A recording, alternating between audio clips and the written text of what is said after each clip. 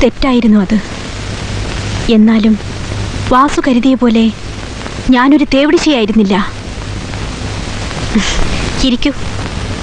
ബാംഗ്ലൂരിൽ നിന്നൊരു വലിയ സ്ട്രഗിളും കഴിഞ്ഞ് വരികയല്ലേ. അവിടെ നിന്ന് ഇങ്ങോട്ടുള്ള നീണ്ട യാത്രയും.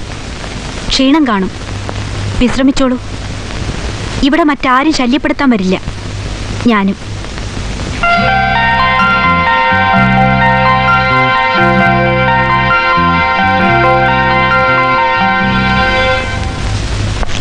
என்னாச்சு?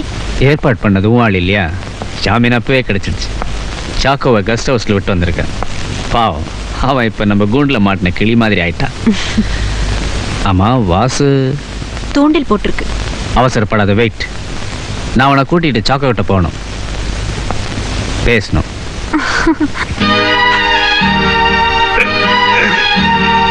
നിർത്തടാ പട്ടി നിന്റെ കരച്ചില്. കെട്ടിയവളെ ഇവിടെ നിന്ന് അരച്ചിറക്കി വിട്ടു. അത് നിന്റെ തോന്നിയാസം. അതിന്റെ പുറത്ത് പെയ്തു. ഇനി അങ്ങനെ മനുഷ്യരുടെ മുഖത്ത് നോക്കും. മതി നിന്റെ ഇവിടുത്തെ പൊറുതി. നമുക്ക് ഇപ്പൊ തന്നെ പുറപ്പെടാം. அது எப்படி முடியும்? இவர் கிடைச்சிருக்கிறது கண்டிஷன் பேல் தான்.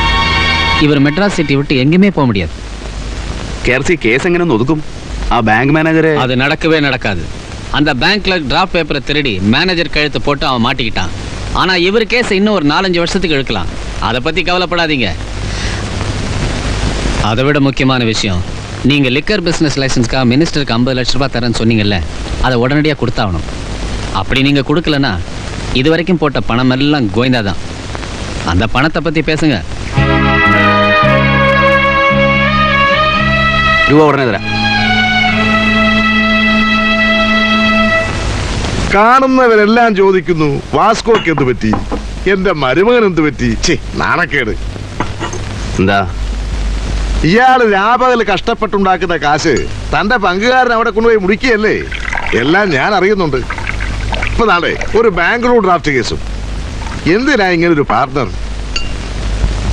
നിനക്ക് മദ്രാസിൽ ബിസിനസ്സിൽ സഹായിക്കാൻ ഒരാൾ വേണമെങ്കിൽ എന്റെ മോൻ സജിയില്ലേ, അവനെ ഞാൻ വിട്ടുതരാം. ചാക്കോയെ നമുക്കിന് വേണ്ട, പറഞ്ഞു വിടാൻ അറിയേ. എന്റെ ബിസിനസ് കാര്യത്തിൽ നിങ്ങൾ ഇടപെടണ്ട.